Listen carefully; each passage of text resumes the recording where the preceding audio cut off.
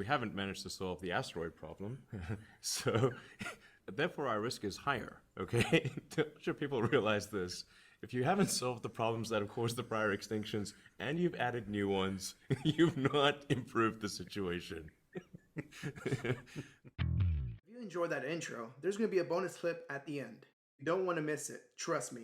Hi everyone, Tesla Savvy here. As my previous video, Tesla Cybertruck Behind the Scenes, we are going to commentate on an interview Elon had on Stark Talk Radio with Neil deGrasse Tyson, released in 2017. I'll have some timestamps down below if needed. So, without further ado, let's listen in on some small clips that I found informative. What did video games do for you? I mean, they're incredibly engaging, and they made me want to learn how to program computers. Because then I thought, well, I could make my own games, and then I could also... I wanted to see how the games work. Like, how did you create a video game? That's what led me to learn how to program computers. We got the Commodore VIC-20, and then it came with this manual on how to program in BASIC, which I sort of spent all night, several days in a row, just absorbing that. And on your own? No one forced you? No. This was self-motivated. I got to know this. This is good for me.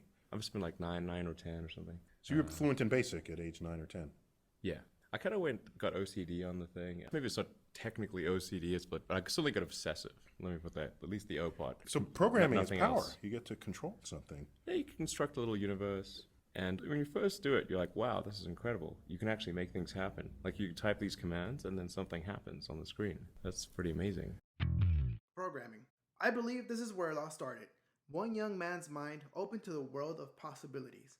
At a young age, Elon Musk has shown curiosity, not just for programming, but on the how, the what, and the why. This is an important mindset for anyone to have. Now, let's move on.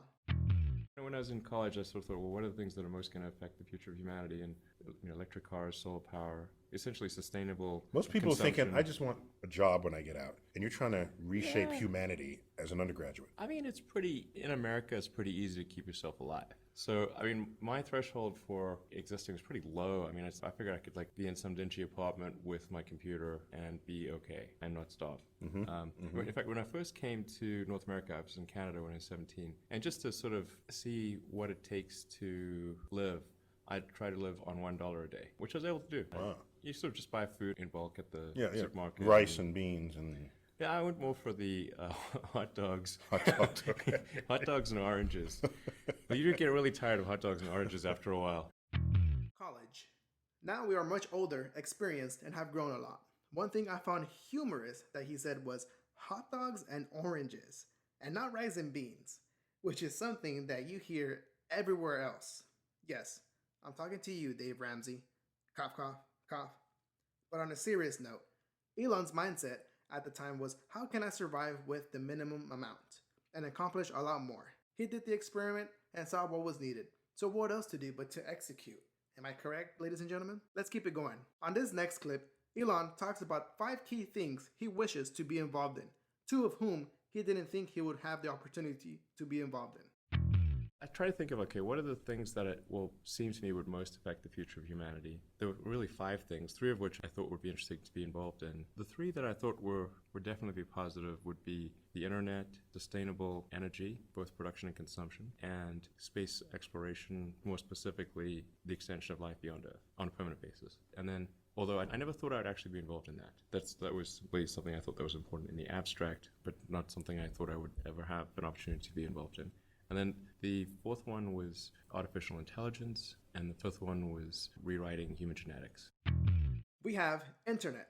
He taught himself how to program. When he was 12, he sold his first software, a game he created called Blastar. Then he was well known for PayPal, founded in the 2000s, sustainable energy production and consumption. We have solar energy, and of course, Tesla. Tesla isn't just an automotive company. They just happen to sell cars. So yeah, Tesla Inc., ladies and gentlemen. Space exploration. SpaceX. I love them. Musk founded his 3rd company, Space Exploration Technologies Corporation, or SpaceX for short, in 2002 with the intention of building spacecraft for commercial space travel. That was in 2002. Check them out right now. The last 2 we will discuss on a later video for AI, artificial intelligence, and rewriting genetics. Let's keep it going. Elon has 3 role models. Let's hear his 3 role models and why. Who in the past do you most associate with? Who's your soulmate Well, in the past? I'm not really not trying to emulate anyone. Well, you can be I soulmates. have, let me put it this way, certainly there's a lot of people that I admire, but I would not, Top three. top three. I'm a big fan of Ben Franklin. Nice. As am I, actually. Yeah. Less as a founding father, although that's played a really good role there. But the dude knew some electricity. Yeah, he did a lot of good things. He did the things that need to be done when they needed to be done, even at great personal cost. A good role model. Okay, two. It's really hard to be rank ordering things like this. Okay, top three, not in order. Okay. So Ben is in the top three. Like, I'm a big fan of, for example, Newton. Who doesn't love? I love me some Newton too. So. I do, but he was kind of a dick. I'm not sure if you can say that on this, but he was an incredible guy. I think he was just badly unsocialized. Yeah, right? I mean, he had a rough childhood. It was not, he had some rough times there. Okay, that's why you don't want to be these people, but you hold Yeah. up their achievements in high regard. Not Yeah, their, I mean, obviously, I'm a huge fan of Nikola Tesla. Named a company after him. I noticed you didn't name the company after Edison. No, but a lot of people assume that because we didn't name the company after Edison, that you're somehow, choosing like, sides. I hate Edison or You're something. choosing sides. I actually, I like Edison too, and I think Edison and Tesla were both great in their own ways. This next clip made me just a die-hard Elon Musk fan. Why? Because he truly cares about the world and what's beyond it. He open sourced his patents, while everyone else just wants nothing to do with us but our money. This was something brave and disruptive in my opinion. Is it true you're giving your patents away for free? What is that? Yeah. Why? Well, I wrote a whole blog piece about this, about Tesla open sourcing. Oh, that's cool. So on the Tesla website, you have a blog page. So Yes. people can, the creator is there.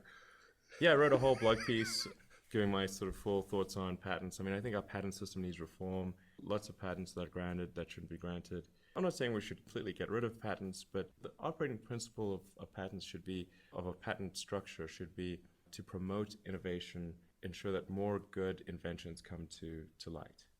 That should be I think the overarching objective. And a lot of times you have these patent trolls out there, or you have these big corporations that get patent portfolios and they just end up beating each other up. Just like I promised. Now this is the bonus clip, and trust me, you don't want to miss it. So listen up. I'm super pro NASA. In fact, I mean, for a long time, my password was I love NASA. Okay, so that was... Well, now you tell me what your password is. Well, not anymore. It was, I mean, you have to change your password periodically, but for a while there, that was it. I know. A lot of things we didn't know about Elon Musk. But it's always better for someone to do their own research and decide for themselves. Like I always say, think, rationalize, and decide. The full interview will be down below. I consider you watching it in full.